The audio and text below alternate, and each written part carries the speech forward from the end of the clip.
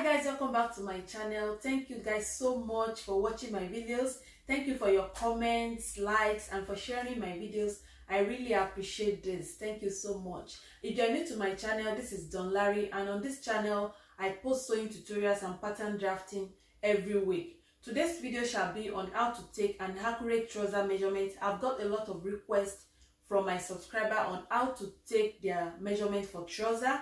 A lot of people are having issues on how to get their crotch line accurately. I'll be showing you in this video on how to take your trouser measurement accurately in order for you to achieve something like I'm wearing now. You can see this trouser is perfect to some extent.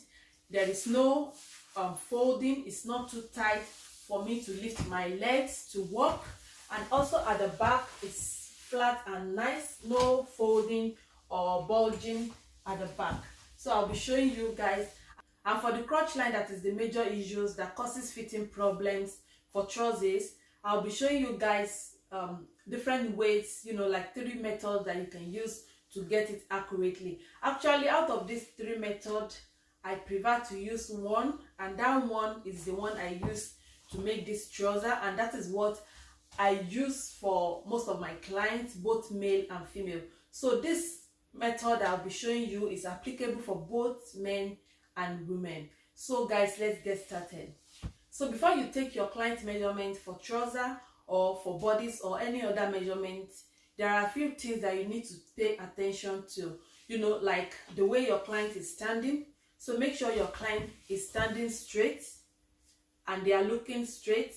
Make sure they are not bending forward or looking downward, and make sure they are not bending to their side as if they are taking pictures, and make sure that they are not bending their leg forward or backward like this.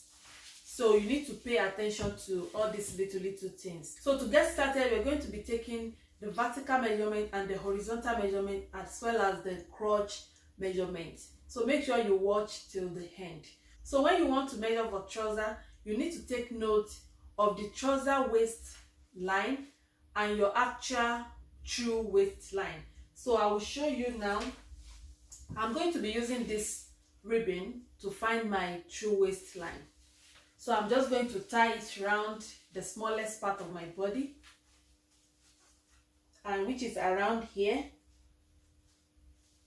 So this is my true waist line, as you can see it.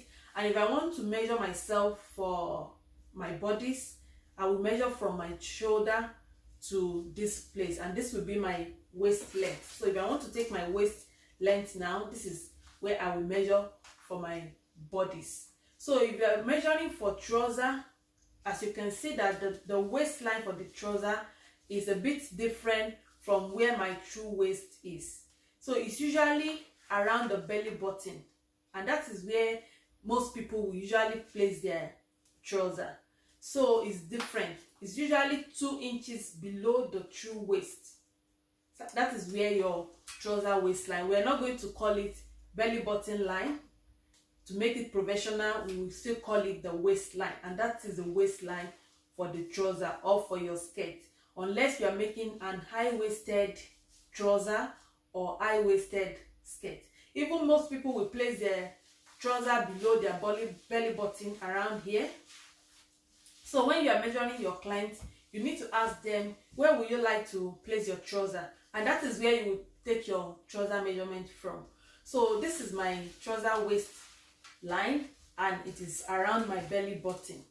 So if you want to measure your trouser waist or your client waistline, you're going to measure around the belly button, and you wrap your tape measure around and make sure it's tight enough.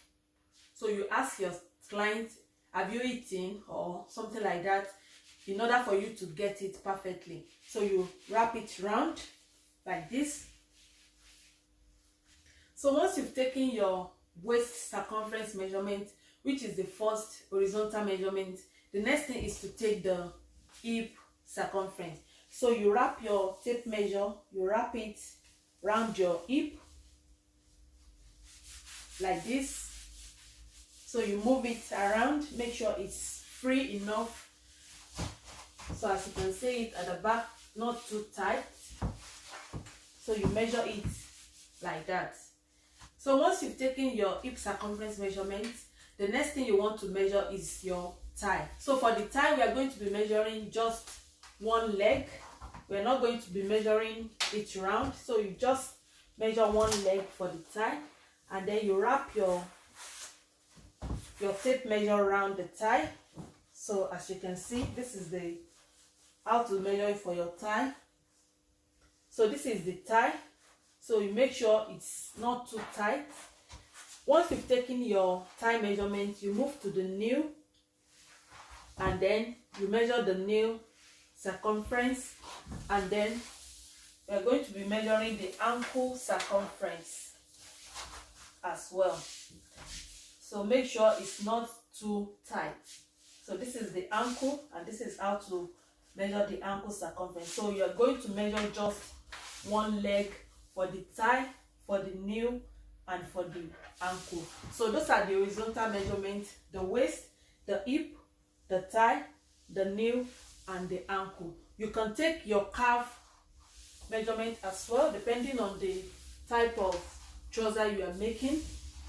So now that we've taken the horizontal measurement, now we want to take all the vertical measurements. So the vertical measurement, we're going to be measuring the out seam, and out seam is the same thing as the trouser length. So the trouser length, you will start from your starting point, which is your trouser waistline now, not your true waist, just like I've explained earlier.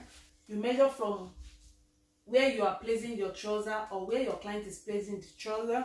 You measure from there down to the length of the trouser you are making. If you are making a short trouser, I'll be showing you on the dummy. So assuming this is where the trouser will be, so let me just tie this round the dummy.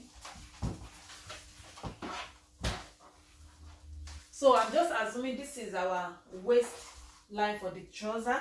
So to measure your trouser length or your out seam, you're going to start measuring from there down to the length of the trouser you are making. So if you're making a short trouser now, you will measure from there down to your desired short length. If you are making a new length or Jamaica length trouser, you will measure from that waistline to the nail length.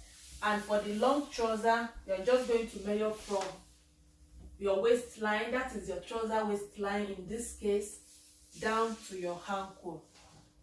So that is the trouser length. So once you've taken the vertical measurement, which is the trouser length or the out seam, the next thing we want to measure now is the crotch, and that is the crotch line.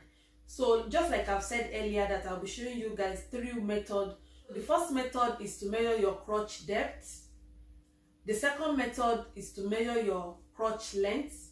There is difference between the crotch depth and the crotch length. And the third method, which is not very common, it's not new, but a lot of people are not aware of it, is to measure your inseam. And ever since I've been using the inseam, I've not been having any problem, either for my own or for my clients, by using the inseam method. So I'll be showing you guys these 3 methods. So to measure the crotch depth, you're going to ask your client to sit. So your client is going to sit on a flat surface like this, and then you are going to measure from your trouser waistline down to this flat surface. So just like this. And what I have here is 11 inches. Actually, that is my crotch line, 11 inches. And I also have 11 inches, as you can see it. So that is one method. So the second method is to measure your crotch length. And to measure your crotch length, you're going to measure from your waistline, your trouser waistline. And the tape measure is going to pass through in between your legs to the back and to your waistline at the back. So it's very important to tie something round in order for you to get your trouser waistline. But the disadvantage of using this crotch length method is I'm not always comfortable measuring my client this way, especially if I'm measuring a male client. So how will I say, excuse me, I want to pass my tape measure around? So I don't use this method. And another disadvantage with this method is that your waistline to your crotch for the front is usually shorter than your waistline to your crotch at the back. So using this method is a bit complicated unless you are familiar with it. If you are a beginner, I'm not going to advise you to use this method. The crotch depth method is very easy and accurate to some extent. So if you are a beginner, you can use the crotch depth method. To measure the inseam, which is the last method and which is the method I'm using, and it's working perfectly for me. So to go about that, all you need to do is just to measure from around this place, which is your crotch line, down to the ankle, just like this. So you're going to measure from here down to the ankle. So whatever you get there, you're going to take that away from the out seam.